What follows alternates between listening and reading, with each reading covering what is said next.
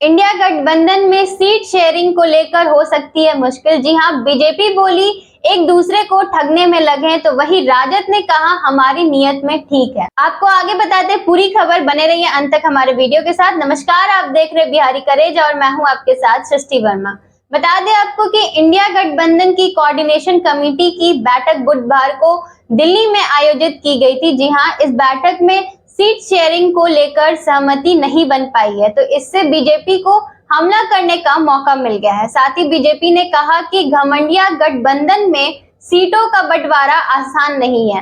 हालांकि राजद के वरिष्ठ नेता शिवानंद तिवारी पहले ही कह चुके हैं कि जहां क्षेत्रीय दल मजबूत है, वहां ड्राइविंग सीट क्षेत्रीय दल के हाथ में देना चाहिए।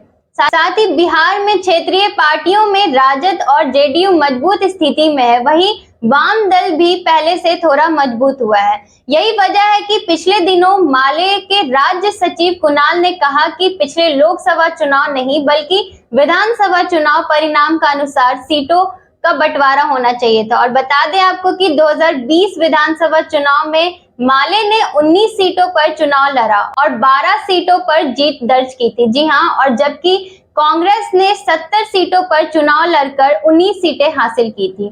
तो साथ ही आपको बताएं कि बीजेपी के प्रदेश प्रवक्ता कुंतल कृष्ण ने कहा कि इंडिया गठबंधन में सीटों का बंटवारा आसान नहीं है।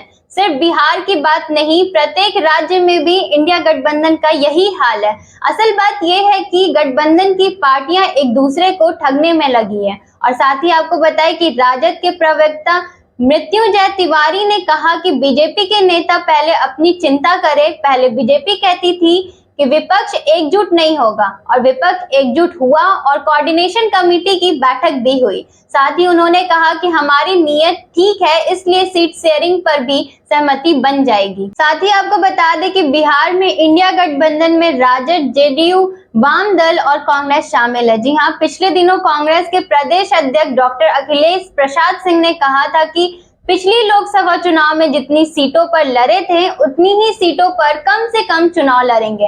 और बता दें आपको कि कांग्रेस 9 सीटों पर लड़ी थी। जी हां, और साथ ही साथ आपको बता दें कि 2019 लोकसभा चुनाव में नीतीश कुमार एनडीए में थे, तब एनडीए ने 40 सीटों में से 39 सीटों पर जीत दर्ज की थी। और बता दें आपको कि बीजेपी ने 17, लोक जनशक्ति पार्टी ने 6 और जेडीयू ने 16 शामिल है। वहीं कांग्रेस 1 सीट जीती थी। हालांकि 2024 लोकसभा चुनाव में नीतीश कुमार इंडिया गठबंधन का हिस्सा है। इस स्थिति में बीजेपी और जेडीयू दोनों की मुश्किलें बढ़ सकती हैं। तो आज के लिए इतना ही। आगे की जानकारी के लिए बने रहिए हमारे पेज के साथ। आप बिहारी करेजा देख रहे थे। अगर आप इसे फेसबुक पे देख रहे हैं तो लाइक, शेयर, कमेंट जरूर करें।